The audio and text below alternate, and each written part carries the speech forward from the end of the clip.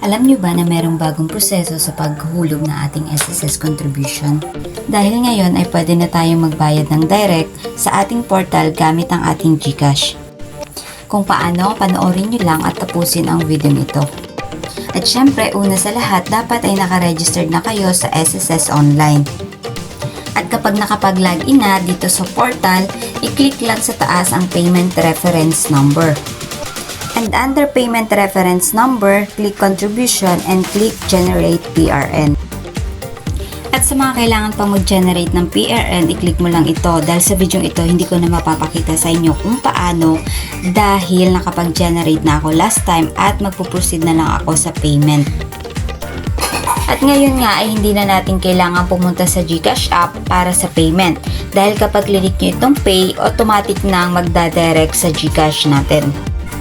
And once na naklik na natin yung pay, ito po yung lalabas and then choose a payment method and click nyo lang ito and then continue. And then dito sa payment checkout summary, i-check nyo lang yung mga details na nakalagay kung tama bago nyo i-next. And then dito sa consent, i-check nyo lang yung box sa taas at dito naman sa baba may nakalagay na optional. So depende na yun sa inyo kung gusto nyo siyang i-check. Pero basahin nyo muna. And after nyan, pwede na tayong mag-proceed. And then sa page na to ay ang transaction details. So kailangan nating ilagay ang ating first name, last name, address, at yung iba pang hinihingi mga details. And after nating mailagay lahat ng details na kailangan, pwede na tayong mag-select ng ating payment option dito sa kabila. And kung GCash din ang gagamitin nyo katulad ko, i-click nyo lang itong e-wallet at lalabas na dyan yung GCash, GrabPay, and Maya. So i-click nyo lang itong GCash and then next. And then sa next page is confirm payment. So dito, i-click nyo lang itong proceed to payment sa baba. And dito nga po, katulad ng sinabi ko kanina, ay automatic na siyang magdadirect sa ating GCash.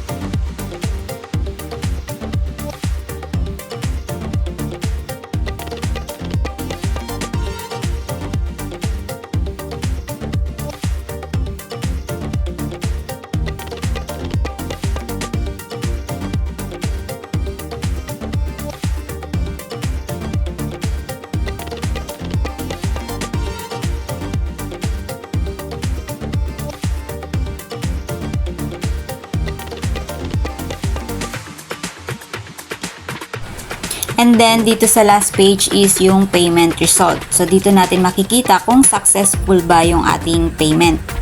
And then, ayan. And ito na rin po yung magiging receipt natin. And kung gusto nyong i-save, i-screenshot na lang po natin. So ayan, your payment transaction is still being processed. So nagpa-process na siya. So ayan, dahil nakapagbayad na tayo ng ating contribution online as voluntary, ang kailangan na lang natin gawin is maghintay at i-check sa ating portal kung kailan siya mare-reflect. Thank you again for watching, and I hope na nakapagbigay ulit ako sa inyo ng kahit konting kaalaman para sa susunod na pagbabayad nyo ng inyong contribution sa SSS Online.